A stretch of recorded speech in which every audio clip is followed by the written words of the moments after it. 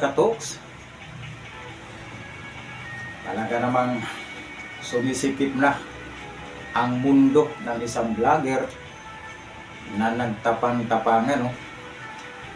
Grabe, hinahunting na pala siya, mga katoks, no? Hinahunting na ng mga Islam. Yun na, mga katoks, no? At alam na daw nila kung saan ito nagtatago. Nasa Mindanao lang daw, mga katoks. Kaya napakarami palang kalaban ng taong ito, no? Talagang pinasikip nilang ang kanyang mundo. At alam na kung ano palang tunay na pangalan ng vlogger na ito, mga katoks. Ito ang tunay na pangalan niya, mga katoks, no? Nandito yung tunay niyang pangalan. May ano, no? May nag-comments dito, mga katoks. Ang sabi dito, ang tunay na pangalan niya ay si Christian Canlas. Christian Canlas ang tunay na pangalan yan. Ito, hinahunting na namin, mga Islam yan. Ingas na si Epifanio Labrador, alam namin may pinagtataguan yan dito sa Mindanao. Yun na, mga katoks, no? Hinahunting na pala siya ng mga Islam, no? Ang sabi dito ay ingat. Hindi alam kung ungas o ingas.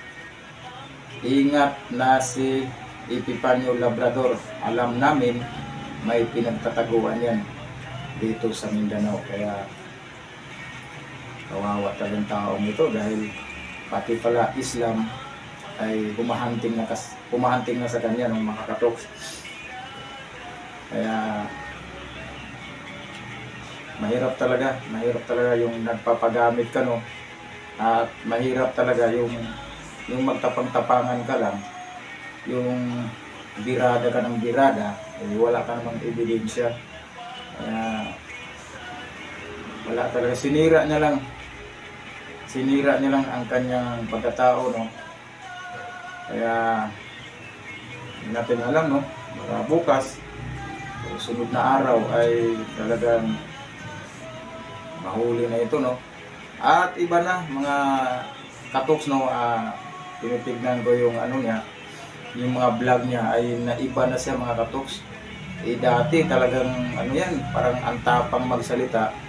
Ngayon napakahinhin na, mga katoks. Napakahinhin na magsalita. At talagang ano, no, yung parang wala ng tulog. Parang wala ng tulog, mga katoks. Parang hindi na yata ito kumakain, no? Naiba na yung, nawala na yung angas niya, no? Nawala na. Kaya kawawa talaga. Hindi niya malang kasi pinag-isipan bago niya ginawa ang mga bagay na yun. Okay, mga katoks, no? Abang-abangan natin ang maging resulta dahil ang dami na palang humahunting sa kanya at alam na kung saan siya nagtatago, mga katoks. Ang pangalan niya, mga katoks, ay si Christian Canlas. Christian Canlas. Yun daw ang tunay na pangalan, mga katoks. Okay, maraming salamat, mga katoks. Hanggang sa muli. Paalam!